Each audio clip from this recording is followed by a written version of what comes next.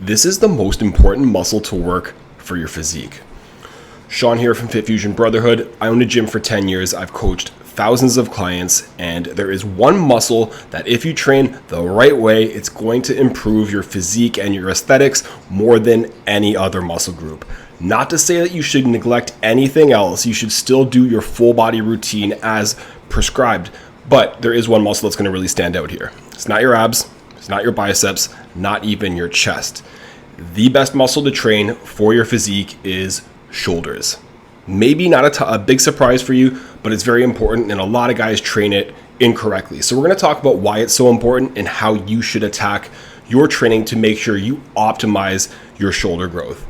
Now, I've done a video before talking about the most important muscle group to train for men all around, and that's not going to be your shoulders. That's going to be your glutes, because your glutes is going to help lower your injury risk. It's going to help your performance, and it's going to be good for your physique and your aesthetics as well. But if we're just talking about physique or aesthetics, we're going to talk about shoulders. Okay, shoulders gives you the ideal optical illusion. So if you're leaner, it's going to make you look bigger. If you're bigger, it's going to make you look leaner, because having a really good shoulders is going to give you the illusion of that V taper physique, the old Adonis ratio. So broad shoulders, narrow waist. If you don't have a narrow waist, you can give the illusion of having a narrow waist by having really broad shoulders. If you're a leaner guy, so maybe you don't have a lot of body fat, but you also don't have a lot of muscle, by being disproportionately bigger in the shoulders, it's going to make you look a lot wider. Okay, so by training shoulders the right way, it's going to give you width regardless. If you're already a big guy, maybe you have a lot of extra body fat, it's going to make you look a little bit leaner proportionally because of the fact that they're so broad and wide.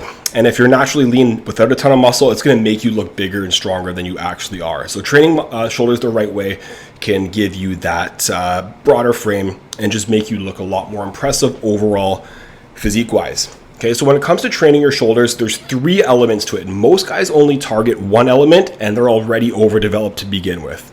So that first part that I'm talking about is the front delts, the front part of your shoulder here. And this is where most guys train. And most guys are already overtrained, because if you're training your chest, if you're training your triceps, you're probably getting a lot of front delt work anyway. And then you add extra shoulder presses or extra front raises on top of that, and you're just making that unnecessarily way too much volume. So you're probably already good with your front delts if you're doing chest work, if you're already doing some shoulder work. The other 2 areas are where most guys are lacking. So like I said, there's 3 areas. Front delt, you're probably already good. The second one is the lateral delt or the side delt. This is the outside part of the shoulder. This is the magic. This is what's going to give you that width to your frame. The tricky part with this muscle or this side of the muscle here is that there aren't a ton of muscles or a ton of exercises that really target it. Now, there are some really specific ones that might be great, but the best exercise for this would just be your basic lateral raise and different variations from that. So I would spam that lateral raise. Stay posted, because the third part element is going to help kind of balance that out. But by having a really good outside part of the shoulder here, it's going to give you that illusion of width. It's going to make the frame a lot wider. And I would focus a lot more time on the outside part of your shoulder compared to the front part of your shoulder. Because like I said before, chances are you're probably already overdeveloped in the front part of your shoulder.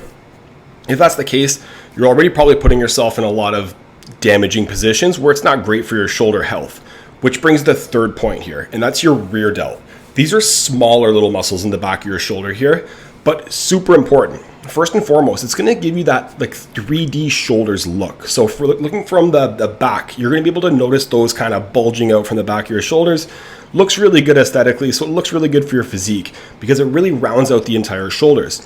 But perhaps most importantly, what it's going to help do is it's going to help pull your shoulders back.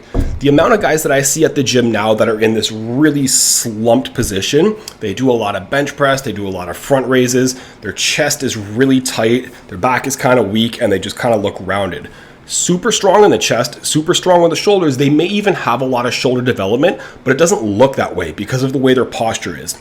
Now, by strengthening the rear delts, especially if you're stretching out the chest simultaneously, it's going to help pull those shoulders back. This is going to give you a much more confident appearing posture, and it's also going to show off the shoulder gains that you've made before. So with the front delts and the side delts, it's going to just make you look taller, wider, and have a much more confident posture. So exercises that you can do with the rear delts would be like your basic rear delt fly. You can do a lot more of a pronated row with the elbows flaring out.